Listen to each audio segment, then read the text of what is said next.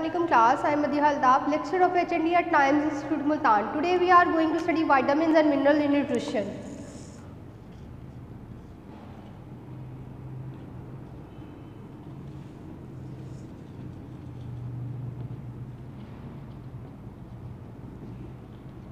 Vitamins and mineral in nutrition में जो है वो हम मिनरल स्टडी कर रहे थे, जिसमें आज जो है वो हमने स्टडी करना है आयोडीन। आयोडीन जो है वो बेसिकली एक माइक्रो मिनरल्स है तो ये एक माइक्रो मिनरल, लेकिन इसका जो है वो हमारी लाइफ में बहुत इंपॉर्टेंट रोल है। बेसिकली जो है वो आयोडीन ग्रोथ एंड डेवलपमेंट से रिलेटेड होता है। अगर आयोडीन की डेफिशिएंसी हो जाती है तो क्या होता है, इनलार्जमेंट ऑफ थायराइड ग्लैंड हो जाते हैं आपके, और इसके अलावा जो है वो ग्रोथ रिटार्डेशन हो जाती है। अब देख लेते हैं आयोडीन को। Iodine is one of the essential micro nutrients required for normal growth and development of the human being, कि ह्यूमन बीइंग की जो है वो ग्रोथ एंड डेवलपमेंट के लिए ये माइक्रो न्यूट्रिएंट बहुत ज़्यादा इंपॉर्टेंट होता है। दिस ट्रेस मिनरल, क्योंकि ये हमें लेस अमाउंट में रिक्वायर्ड होता है, इसलिए हम इसे माइक्रो मिनरल भी कह सकते हैं, इसे हम ट्रेस मिनरल भी कह सकते हैं। This trace mineral is present in a minute amount accounting for approximately 0.00004 जो है परसेंट ऑफ बॉडी वेट, ठीक है, परसेंट ऑफ बॉडी वेट, ठीक है, ट्रेस है, और ये हमें माइन्यूट अमाउंट में रिक्वायर्ड होता है, मतलब 0.00004% ऑफ बॉडी वेट जो है ये हमें रिक्वायर्ड होता है। The body contain a total of 15 to 23 mg of iodine. Total body जो है 15 to 23 mg ऑफ आयोडीन रखती है। देन उसके बाद आ जाता है the rest is over 75% of this is present in thyroid gland, जिसमें से 75% जो है वो थायराइड ग्लैंड में प्रेजेंट होता है, and the rest is distributed in salivary, memory and gastric gland, and the rest is salivary,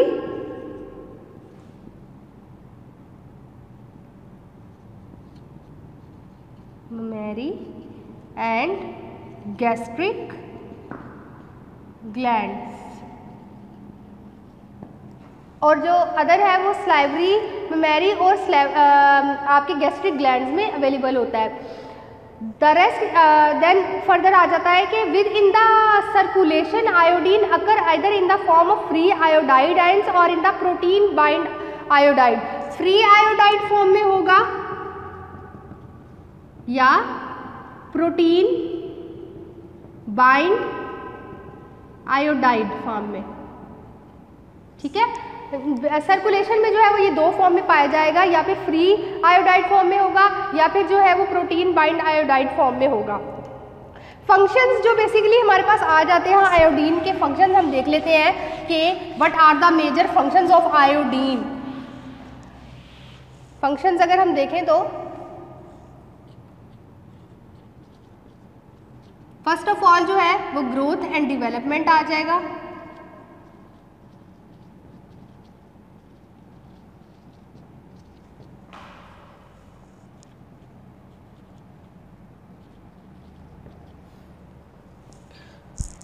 next आ जाएगा the thyroid hormones play a major in regulating growth and development. के बाद जो है वो इसकी जो एक्टिव फॉर्म होती हैं, activities of thyroid hormones are critical for the normal development of bone, help in normal development of brain। Next आ जाता है thyroid hormones are important for the fourth month of intrauterine life of the third year of post natal life. क्या करता है कि ये help in thyroid hormone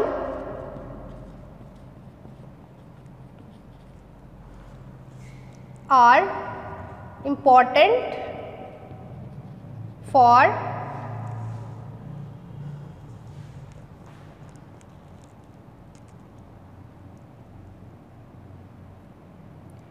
post natal life. Then it helps in regulation of carotenoids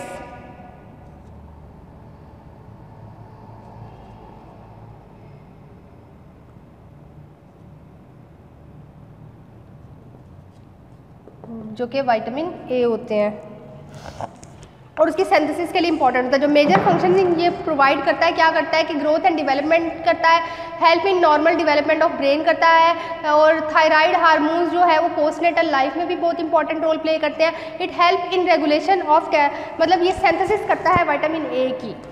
absorption जो है वो mainly जो इसकी एब्जॉर्प्शन होती है स्टार्ट कहाँ से होती है, ये एजा जो है सबसे पहले ये स्मॉल इंटेस्टाइन में जो है वो प्राइमरीली एब्जॉर्ब्ड होता है, देन डिस्ट्रीब्यूटेड हो जाता है एक्स्ट्रा सेलुलर फ्लूइड के थ्रू जो है ये बॉडी में डिस्ट्रीब्यूट हो जाता है। Free iodine is reduce to iodide ions. Free iodine जो होती है वो आयोडाइड आयंस में जो मतलब कुछ प्राइमरीली जो है वो स्मॉल इंटेस्टाइन में जो है ये एब्जॉर्ब हो गया, देन उसके बाद जो है एक्स्ट्रा सेलुलर फ्लूइड के थ्रू जो है बॉडी में डिस्ट्रीब्यूट हो गया। जो इसकी फ्री फॉर्म थी वो आयोडीन की जो फ्री फॉर्म थी वो आयोडाइड आयंस में कन्वर्ट हो गई एंड एब्जॉर्ब्ड हो गई। 1/3 of iodine absorb is taken up by the thyroid gland.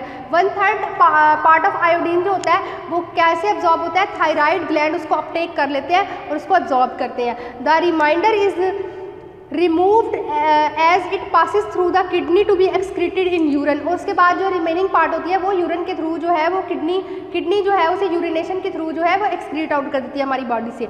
Iodine is also loss through perspiration and faeces और मतलब प्रिस्पिरेशन जो है उसके थ्रू भी जो है वो आयोडीन जो है हमारी बॉडी से लॉस हो जाता है। ये हमारी बॉडी की जो है वो नमकियात जो है वो थ्रू जो है प्रिस्पिरेशन हमारी बॉडी से लॉस आउट होती है।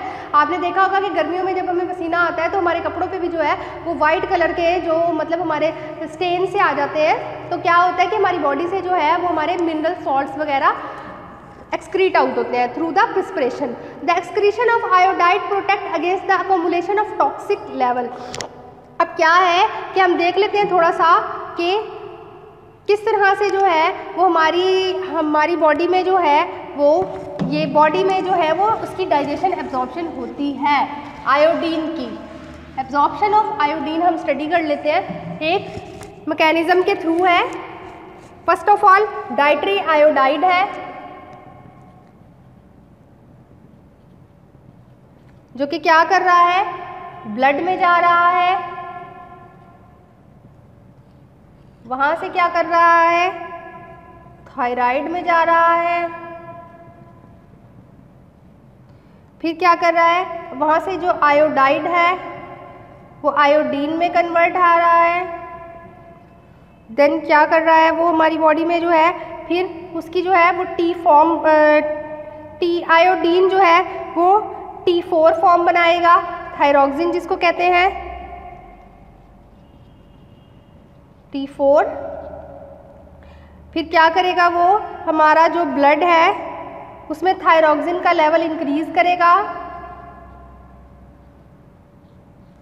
देन उसके बाद जो है वो T4 जो है वो नीचे जाएगा और नीचे जाके जो है वो T3 में कन्वर्ट हो जाएगा। T3 क्या है, try iodo threonine, try iodo threonine जो कि बेसल मेटाबॉलिक रेट हमारा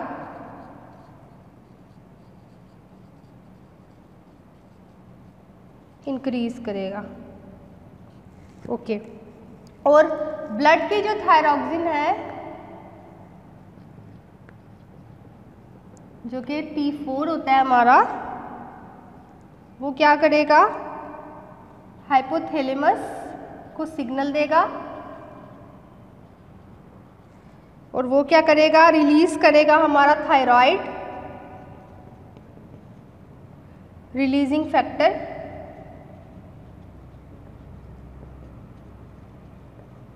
जो कि पिट्यूटरी ग्लैंड में जाएगा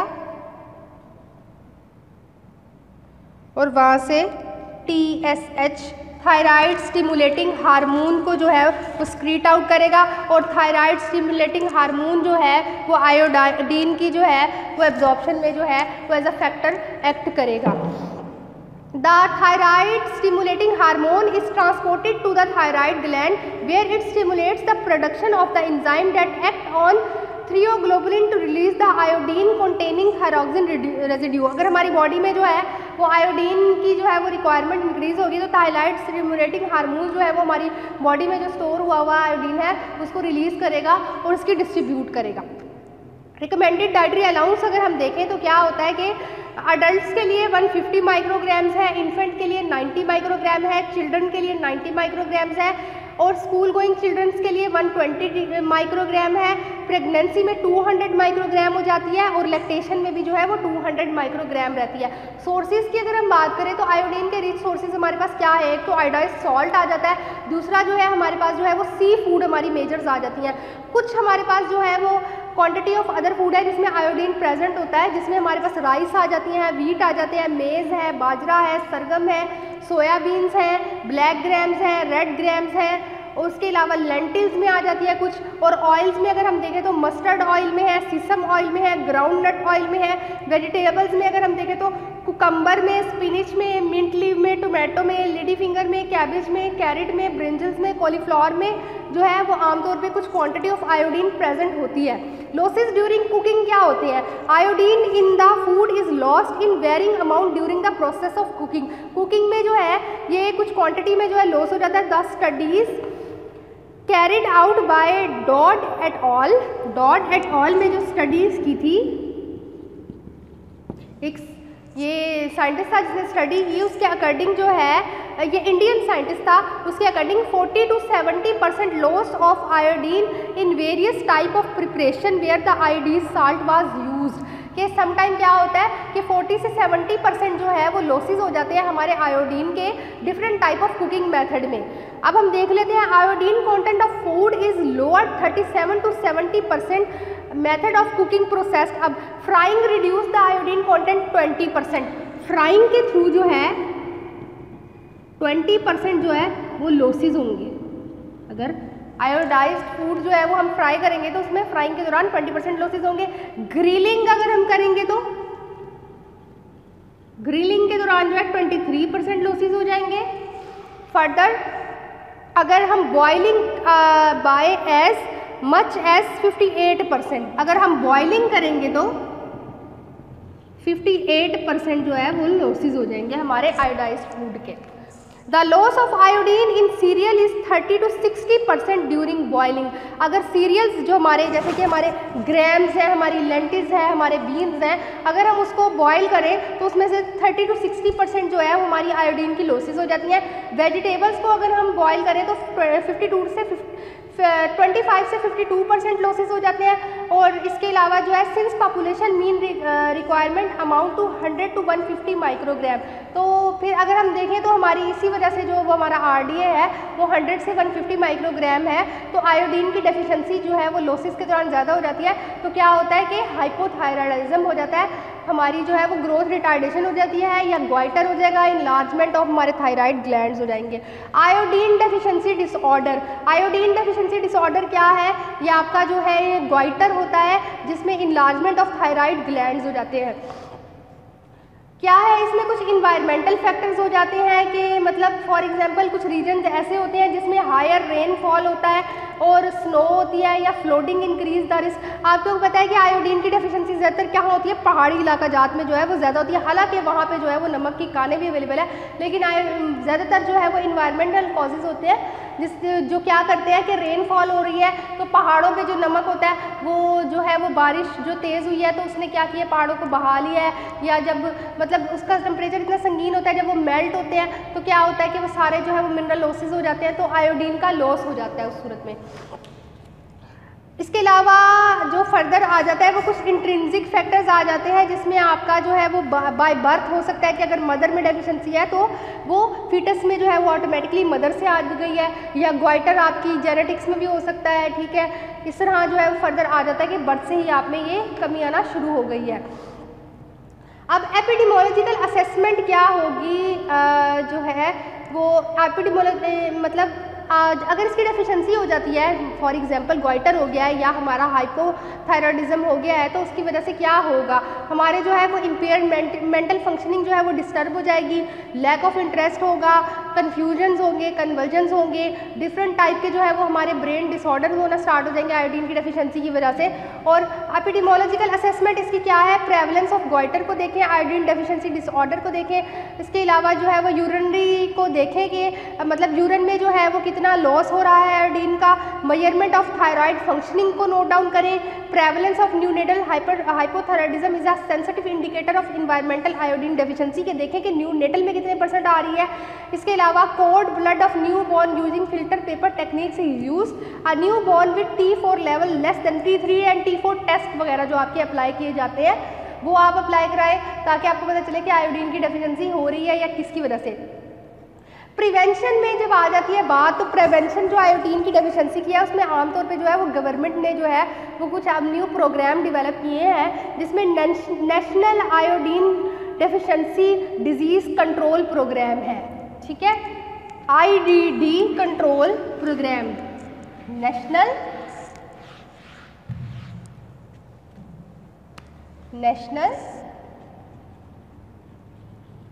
IDD कंट्रोल प्रोग्राम। क्या है इसका role, national IDD control program क्या है, iodine deficiency disease control point. उसमें क्या किया है कि national goiter control program was started in 1960, India में जो है वो सबसे पहले 1960 में जो है वो नेशनल आयोडीन कंट्रोल प्रोग्राम जो है स्टार्ट हुआ था। Later it was name as national iodine deficiency control program. अब इसके जो साइलेंट फीचर्स थे वो क्या थे, प्रोडक्शन ऑफ आयोडाइज सॉल्ट, कि हमारे जो है वो आयोडाइज सॉल्ट की प्रोडक्शन करें, to ensure the accessibility of iodise salt to further more areas के डिफरेंट टाइप के एरियाज में जो है वो उसकी डिस्ट्रीब्यूशन हो, to arrange and supervise the transparent of salt by the salt commissioners in the consultant with the ministry of railways, के railway के मिनिस्ट्री के साथ लेके जो है वो अरेंजमेंट करें और सुपरवाइज करें कि ट्रांसपोर्ट करना है सॉल्ट को एक जगह से दूसरी जगह पे, to ensure the use of iodise salt in goiter, के जिनको गोइटर हुआ है उनमें इंश्योर करें कि वो आयोडाइज सॉल्ट यूज़ कर रहे हैं या नहीं कर रहे, to ensure the use of iodise salt in goitre endemic areas स्टीमसली ब्रिंगिंग द टू सेल, मतलब डिपेंड करें कि जिन एरियाज़ में आयोडीन की डेफिशिएंसी है उन एरियाज़ की जो शॉप्स हैं वहाँ पे जो है वो आयोडाइज सॉल्ट अवेलेबल है या नहीं है, to establish goiter control cell in the states of union territories for